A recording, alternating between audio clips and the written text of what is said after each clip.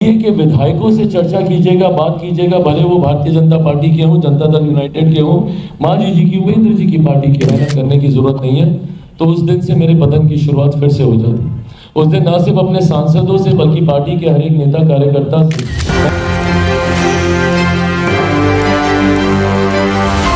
हम लोग एक विधायक हम लोग जीते, पर जिस तरीके से पार्टी ने बिहार के हर एक जिले में संगठन को खड़ा करने का काम किया, उसी का परिणाम है कि आज 2025 में जिस तरीके से इतनी प्रचंड जीत एनडीए को मिली है। और आप एनडीए के विधायकों से चर्चा कीजिएगा, बात कीजिएगा, भले वो भारतीय जनता पार्टी के हों, जनता दल यूनाइटेड के हों, मांझी जी की, उपेंद्र जी की पार्टी के हों, हर किसी का ये कहना कि भैया भर भर के झोली में हम लोग के वोट आया है। उसका कारण ये रहा कि इन 5 सालों में पार्टी ने निरंतरता में अपने उस मत प्रतिशत को और बढ़ाने का काम किया जो 2020 में हम लोगों ने हासिल किया था। और इस बार महज 29 सीटों पे चुनाव लड़ते हुए भी हम लोग 5% के आंकड़े तक हम लोग पहुंचे। तो ये दर्शाता है एक निरंतर ग्रोथ जो लोक जनशक्ति पार्टी रामविलास की रही है।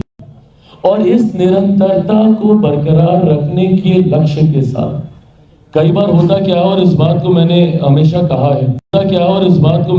हमेशा कहा है कि जब आप थोड़ी सी भी जीत आप हासिल कर लें और वो घमंड, वो अहंकार आपके सर पर चढ़कर बोलने लग जाए, तो वहीं से आपके पतन की शुरुआत होने लगती है। जिस दिन मैं 2024 में ये समझ लेता कि भैया पार्टी ने एक बड़ी जीत हासिल कर ली है, 5 के 5 मेरे सांसद जीत गए, मुझे मेहनत करने की जरूरत नहीं है, तो उस दिन से मेरे पतन की शुरुआत फिर से हो जाती। उस दिन ना सिर्फ अपने सांसदों से बल्कि पार्टी के हर एक नेता कार्यकर्ता से मैंने यही कहा था कि अब हमें दुगनी ताकत से अगले 1 साल विधानसभा के चुनाव के लिए हम लोग को मेहनत करनी है।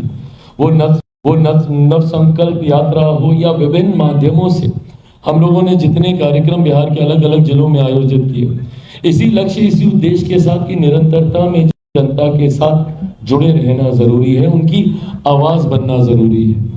आज पुनः आप सबके माध्यम से मैं बिहार की जनता को यह विश्वास दिलाना चाहता हूं कि लोक जनशक्ति पार्टी रामविलास समर्पित है पूरी तरीके से सिर्फ और सिर्फ बिहार और बिहारियों के लिए।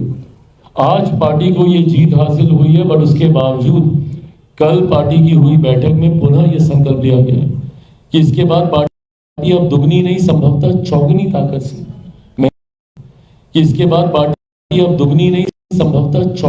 से मेहनत करेगी, जनता के बीच जाकर उनके जुड़े हुए मुद्दों को, उनकी समस्या का समाधान करने का काम करेगी और विधानसभा में और बिहार की कैबिनेट में उनकी आवाज बनने का काम करेगी। अपनी सोच, अपने विचार लोक जनशक्ति पार्टी रामविलास बिहारी फर्स्ट के संकल्प के साथ चल रही है। ये बिहार और बिहारियों को एक विकसित राज्य देने का संकल्प है। बिहार को फर्स्ट, बिहारियों को फर्स्ट बनाने की ये सोच है। विधानसभा हो या मंत्रिमंडल में हो, निरंतरता में लोक जनशक्ति पार्टी रामविलास के तमाम हमारे नवनिर्वाचित विधायक इस विषय को उठाने का काम करेंगे।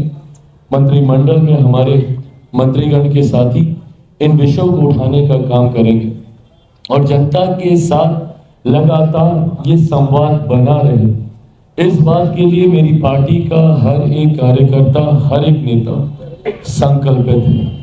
और इसी सोच को आगे रखने के लिए हम लोगों ने ये फैसला लिया है। और जो 3 जानकारी आप सबके साथ मैं साझा करना चाहता हूं, उसमें पहली जानकारी है कि एक खूबसूरत संजोग है कि परिणाम एक ऐसे समय आए हैं जब लोक जनशक्ति पार्टी रामविलास का स्थापना दिवस की दहलीज पर हम लोग मौजूद हैं।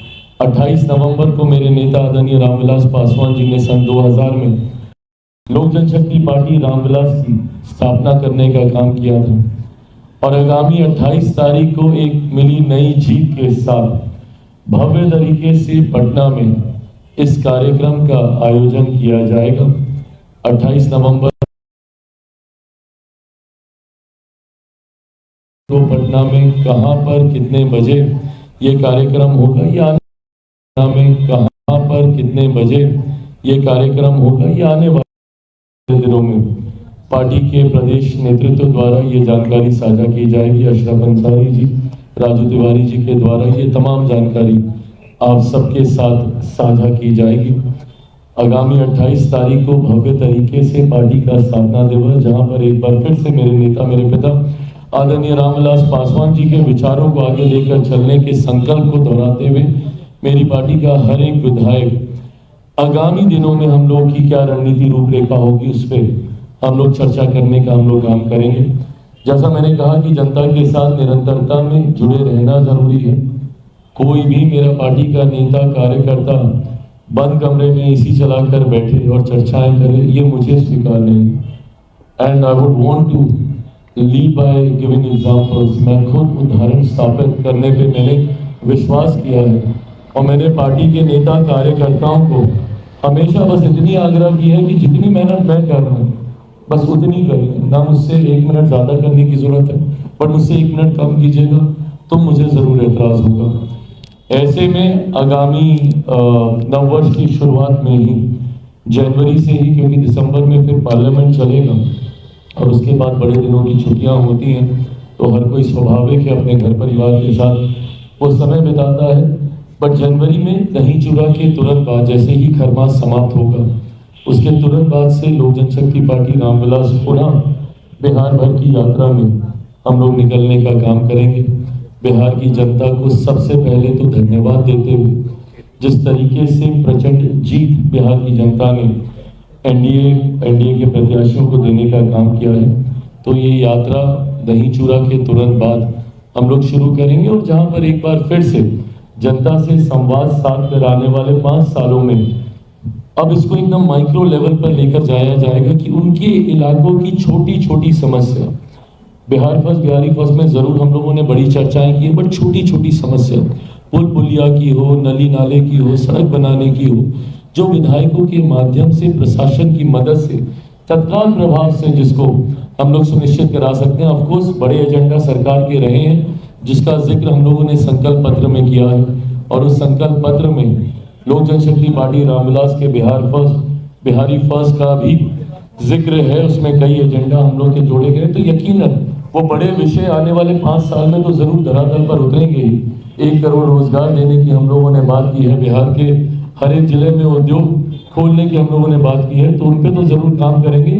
बट रोजमर्रा की जो दिक्कतें ग्रामीणों को झेलनी पड़ती है, जिस व्यवस्था में वो गांव देहात में रहते हैं, उसको कैसे तत्काल प्रभाव से दूर किया जा सके, इस दिशा में इस धन्यवाद यात्रा के माध्यम से हम लोग सुझाव इकट्ठा करेंगे और जल्द से जल्द उसके ऊपर कार्य करने का हम लोग प्रयास करेंगे। अंतिम घोषणा में एक महत्वपूर्ण जानकारी, जिसपे पार्टी के प्रमुख सदस्य कुछ समय से हम लोग कार्य कर रहे थे और लगभग उसको एक अंतिम स्वरूप दिया जा चुका है। ऐसे में आज मैं फ्लैग ऑफ करना चाहूंगा इस विषय को, क्योंकि मेरे लिए वो काफी ज्यादा महत्वपूर्ण था। मेरे नेता, मेरे पिता आदरणीय रामविलास पासवान जी ने लोक जनशक्ति पार्टी रामविलास के गठन से पहले उन्होंने दलित सेना का गठन किया था, और दलित सेना को हमेशा लोक जनशक्ति पार्टी रामविलास की रीढ़ माना जाता था, ब्रेन बिहाइंड द पार्टी माना जाता था। हमेशा दलित सेना ने लोक जनशक्ति पार्टी रामविलास के में की रूपरेखा तैयार करने में, रणनीति तैयार करने में एक अहम भूमिका निभाने का काम किया। 83 में दलित सेना का निर्माण किया गया था। आज भी मेरे पास वो तस्वीरें हैं जब मैं साल भर का हूँ और अपने पिता की गोद में हूँ जब उन्होंने इसकी स्थापना की थी। दुख मुझे इस बात का जरूर था कि पार्टी के साथ साथ दलित सेना भी उन महत्वाकांक्षी लोगों के द्वारा छीन ली गई थी, जिन्होंने सिर्फ मेरे नेता के विचारों को ऊपर अपनी महत्वाकांक्षाओं को खड़ा करने की सोच के साथ पार्टी और दलित सेना को हड़पने का काम किया था। आज मुझे खुशी है कि जहां लोक जनशक्ति पार्टी रामविलास ने एक स्वतंत्र पहचान और पुनः मेरे नेता जिन ऊंचाइयों तक पार्टी को देखना चाहते थे, उसकी सीढ़ी चढ़ने की शुरुआत कर दी है। तो ऐसे में दलित सेना हम लोगों से दूर रहे, ये अब स्वीकार्य नहीं है। ऐसे में लोक जनशक्ति पार्टी रामविलास के हमारे बिहार प्रदेश के प्रभारी जमुई से हमारे सांसद अरुण भारती जी और इनके साथ तैयार की गई टीम के ऊपर ये जिम्मेदारी दी गई है कि पुनः दलित सेना का गठन किया जाएगा, पुरानी विचारधारा पर नए स्वरूप के साथ, मेरे नेता के सिद्धांतों को आगे लेकर जाने की सोच के साथ एक नई टीम, जिसमें यकीनन मेरे नेता के हर वो पुराने साथी सहयोगी उसमें एक मजबूत भूमिका निभाएंगे जो संभवतः स्थापना काल से दलित सेना के साथ रहे हैं। लोक जनशक्ति पार्टी रामविलास के साथ अब दलित सेना रामविलास भी उतनी ही मजबूती से नॉन पॉलिटिकल ऑर्गेनाइजेशन होने की वजह से अनुसूचित जाति जनजाति से जुड़े हुए तमाम विषयों को मजबूती से हर मंच पर उठाने का काम करेगी। आज भी अफसोस होता है, मैं एक ऐसे समाज की कल्पना करता हूं जहां जात पात धर्म मजहब से उठकर लोग एकजुट होकर समावेश की सोच के साथ आगे बढ़ने का काम करें। पर ऐसे में आज भी इस बात को देखकर अफसोस होता है जब जाति के आधार पर आपके साथ भेदभाव किया जाता है। आज भी 21वीं सदी में ऐसे उदाहरण देखने को मिलते हैं जहां एक दलित होने की वजह से आपको घोड़ी पे चढ़ने से रोका जाता है, एक दलित पुलिस अधिकारी को बारात निकालने के लिए सिक्योरिटी की व्यवस्था करनी पड़ती है, एक दलित बड़े पद पर बैठे हुए नेता को मंदिर में जाने के बाद मंदिर को गंगा जल से धुलवाया जाता है। आज भी ऐसे उदाहरण देखने को मिलते हैं। दलित सेना ने हमेशा से इस बात को लेकर संघर्ष करने का काम किया है ताकि जाति के आधार पर किसी के साथ किसी तरीके का भेदभाव नहीं हो और एक इक्वालिटी की भावना के साथ, समावेश की सोच के साथ सब आगे बढ़ने का काम करें। पुनः उसी सोच को आगे बढ़ाने का काम दलित सेना करने का काम करेगी। दलित सेना का ये गठन कब किया जाएगा, औपचारिक इसकी घोषणा कब होगी, कैसे होगी, समय समय पर इसकी जानकारी आप सबके साथ साझा की जाएगी। पर मेरे लिए दलित सेना का पुनः गठन आवश्यकता थी क्योंकि मेरे नेता की पहचान दलित सेना से रही है। आज भी मुझे भारत की संसद में, लोकसभा हो या राज्यसभा हो, कई ऐसे सांसद मिलते हैं जो अपना परिचय देते हैं कि भैया 80 के दशक में हम दलित सेना के जिला अध्यक्ष होते थे या 90 के दशक में हम दलित सेना की प्रदेश कमेटी या राष्ट्रीय समिति में हम होते थे।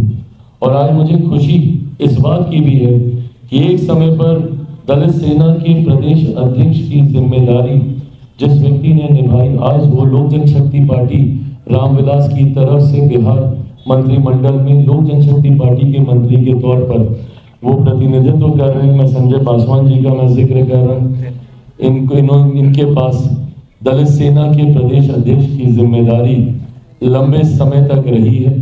ऐसे में इनके अनुभव से, पार्टी के तमाम पुराने साथियों के अनुभव से आने वाले दिनों में इसकी रूपरेखा तैयार की जाएगी जिसकी जिम्मेदारी अरुण भारती जी को दी गई है। इनकी टीम और ये मिलकर इस पर कार्य कर रहे हैं।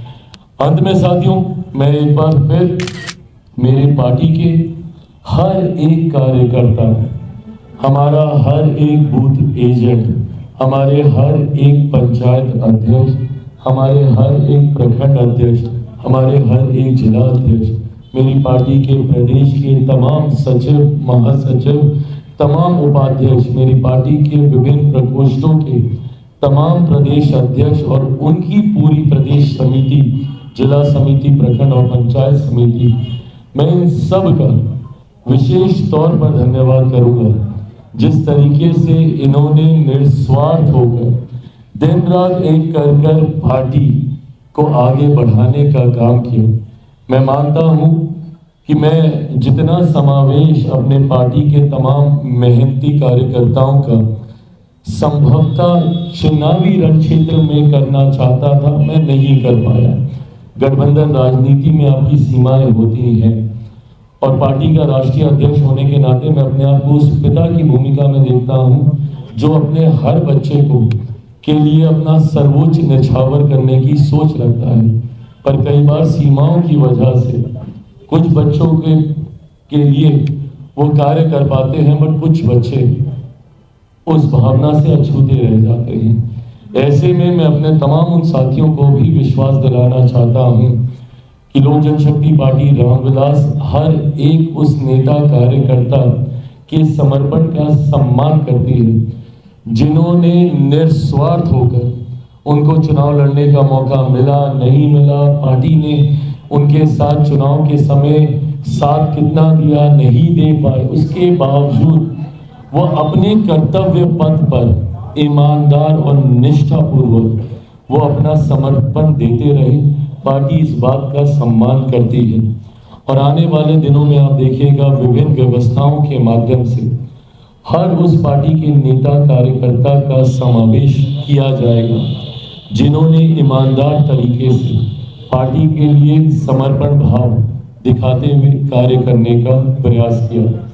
मैं हमारे पार्टी के नव मनोनीत दोनों मंत्रियों का भी औपचारिक तौर पर विधिवत तरीके से पार्टी की तरफ से मैं इन दोनों को बधाई देता हूं और ये विश्वास रखता हूं कि लोक जनशक्ति पार्टी रामविलास की नीतियों, हमारे सिद्धांतों को, हमारे विचारों को मजबूती से सरकार में रखने का काम इन दोनों के द्वारा किया जाएगा। एक बड़ी जिम्मेदारी दोनों संजय पर है, संजय पासवान जी पर, संजय सिंह जी पर है। मैंने हमेशा इस बात को प्रमुखता से कहा और माना है कि हम लोग गठबंधन का हिस्सा हैं। गठबंधन का हिस्सा होने का मतलब कतई ये नहीं होता है कि आप हर चीज में एक सोच आप रखें, और गठबंधन की खूबसूरती भी यही होती है। मैं केंद्र में सरकार का हिस्सा रहा, पर जहां पर भी मुझे लगा कि मेरे विचारों के साथ कोई समझौता हो रहा है, मैंने मजबूती से केंद्रीय मंत्रिमंडल में अपनी बातों को रखने का काम किया और मुझे खुशी है कि मेरी उन बातों को सम्मान देने का काम मंत्रिमंडल के द्वारा, मेरे प्रधानमंत्री जी के द्वारा हमेशा किया गया। भले वो लेटरल एंट्री का विषय हो या सब कैटेगराइजेशन का मुद्दा आया हो या विभिन्न तरीके की ऐसे विषय रहे हो, जब जब पार्टी ने अपनी बातों को रखा है उसको सम्मान दिया गया है। आने वाले दिनों में भी मेरे मंत्रियों के द्वारा पार्टी अपने सोच, अपने विचारों को मंत्रिमंडल के समक्ष, माननीय मुख्यमंत्री नीतीश कुमार जी के समक्ष रखने का काम जरूर करेगी। और मैं विश्वास रखता हूं कि आने वाले 5 सालों में हम लोग बिहार फर्स्ट, बिहारी फर्स्ट की सोच को काफी हद तक धरातल पर उतारने में कामयाब रहेंगे।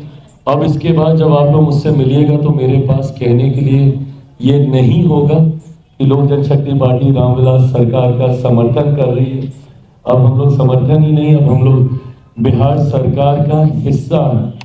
तो ऐसे में कठिन से कठिन आपके सवालों की जिम्मेदारी भी मुझ पर बनेगी और ये विश्वास दिलाता हूँ, उम्मीद करता हूँ पहली बात तो ऐसी कोई परिस्थिति किसी भी विषय को लेकर बिहार में अब उत्पन्न नहीं होगी जो समाज और हमारे प्रदेश के लिए चिंता का विषय हो। पर अगर भगवान ना करे कुछ ऐसा होता भी है तो मजबूती से उसका हम लोग सामना करेंगे और बिना किसी संकोच के आपके हर प्रश्नों का मैं जवाब दूंगा। अंत में मैं मेरे प्रधानमंत्री जी का धन्यवाद करते हुए इस जीत में उनका बहुत बड़ा श्रेय है।